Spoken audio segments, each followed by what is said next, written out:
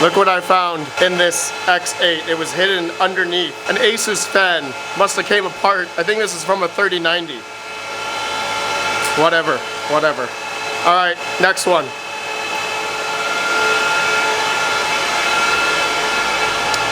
All right, the last 8 RTX 3070s, XC3s. There we go. Hey guys, RedPandaMining here. Hope you're doing well, having a really great day. You may notice the light has changed. I actually have my garage door open. It's also the next morning.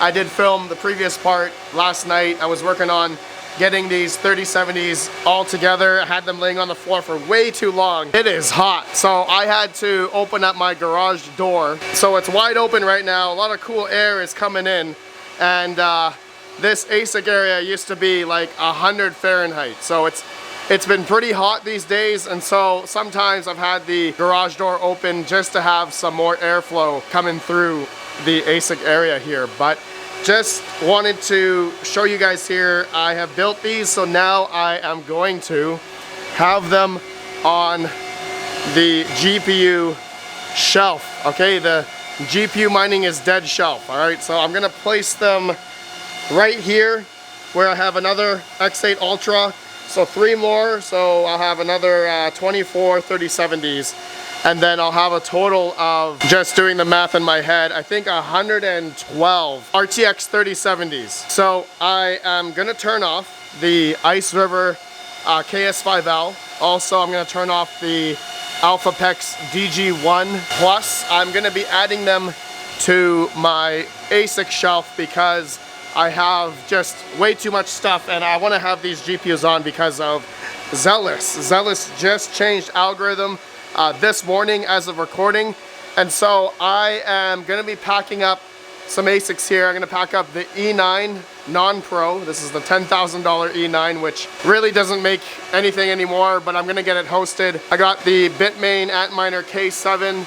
This is going to get hosted, and then I do have 2 brand new Bitmain S19K Pro 120 terahash models. I'm gonna get these hosted as well, but I also do have to test these. Anyways, my GPU shelf here, you know, which is all GPUs, 3070s, and also my 6600 XTs. It's been getting pretty hot in this area because these 2 ASICs alone are like almost 7,000 watts. So the ambient in here, when I didn't have that garage door open, was like 105 Fahrenheit. It's 95 right now. But I've been using a lot of power, so I am gonna be just, it's summertime, as most of you know, as all of you guys are probably burning as well, depending on the scale that you guys are mining at, which is, for me, I have a lot. I have a lot of GPUs, I got a lot of ASICs running, and I'm doing my best to exhaust it, and more intake, as I found over there when I had the garage door open. Obviously the ambient temperatures have come down to like 80, because even though it's like 30 Celsius or like 95 Fahrenheit outside, the cool air that's coming in, it's helping a lot. But before I turn these off, I want to do a giveaway. All right, so let's look at my giveaway table here. I have a lot of phones, I got a few GPUs, I have, my brand new RPM Tangem. You guys have probably seen the RPM Tangem. It is available to buy. If you guys are interested, use code RPM for 10% off. But I want to give away one of these in today's video. You just have to comment down below about anything regarding I talked about in this video, positive or negative.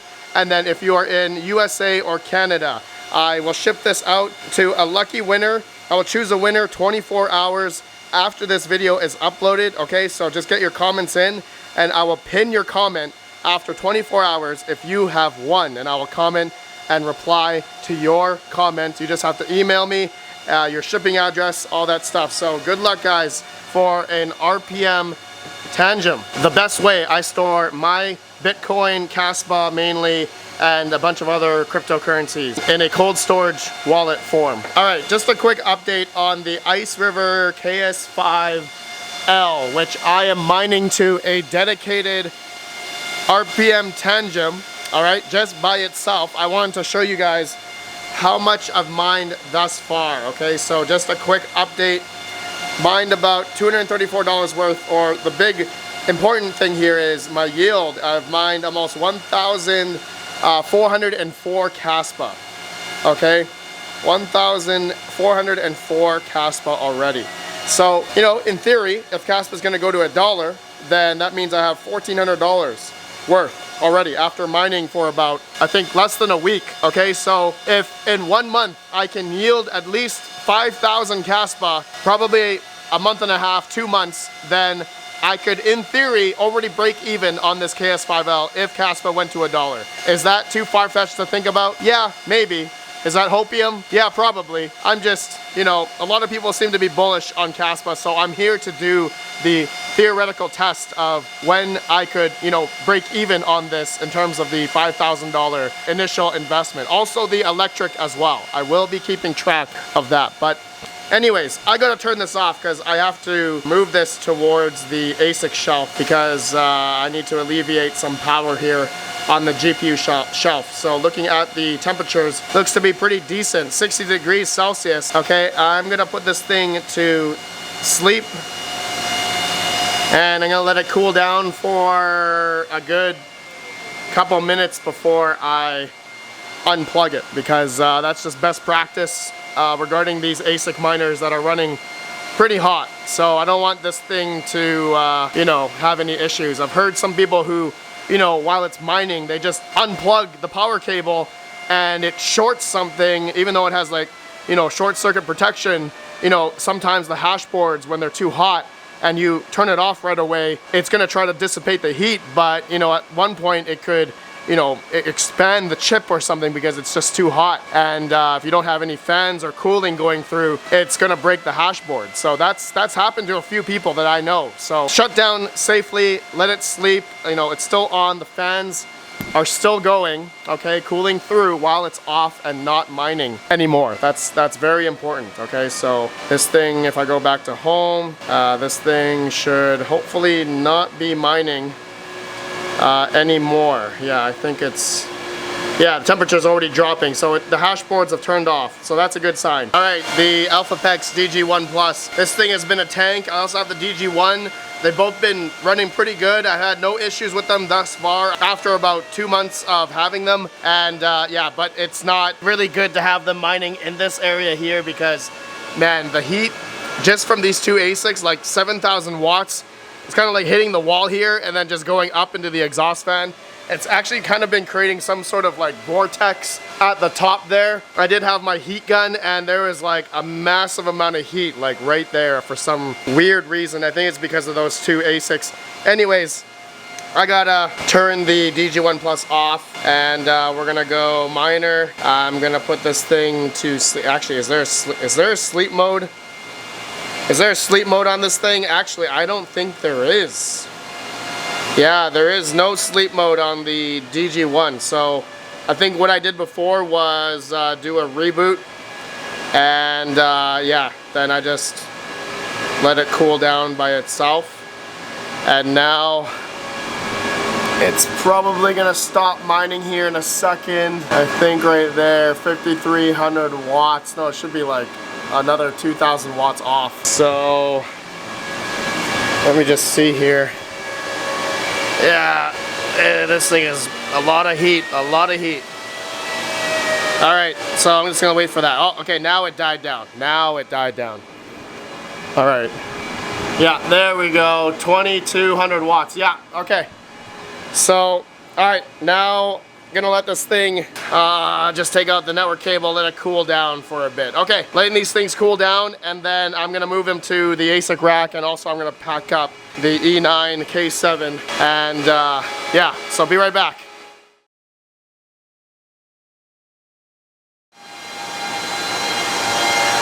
All right, so it's been about, I'd say, 4 days later, and I've done a lot of work. I've added the 3070 rigs here. They're not on yet. I'm gonna turn these on with you guys. but I've also got rid of a few ASICs. And so I actually got rid of one more, all right? So I had the S21 Pro, that's out now. And so the DG1 Plus, the DG1, the Iceover KS5L, and the Coal Engine P2, and 2 Bombax miners. That's all I got at the top row here now. I do have a lot of smaller ASIC miners, but I'm now at max capacity in terms of the power consumption. As you guys can see, and holy crap, it's loud back here. And also very, very hot. So you guys can see the power I'm using. All right, so, oh man, I just lost my hearing.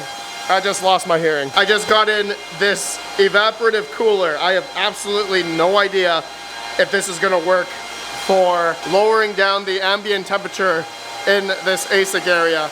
And one thing I'm concerned about is my humidity currently.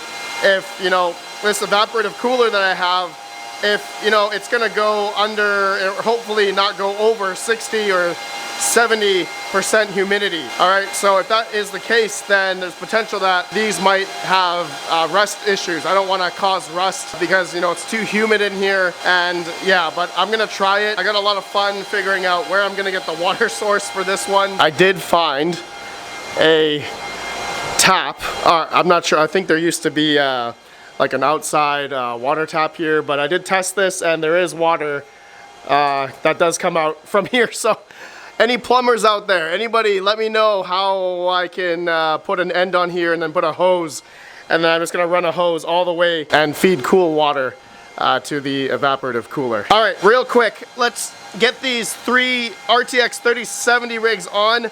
I have absolutely no idea if these work or not. I haven't turned them on and connected them to Hive OS, but I did put new SSDs in all of them. Okay, so they have not connected. I'll just show you guys here. All right, they're not connected here, so I haven't turned them on. And so I'm gonna do that live with you guys here in the video.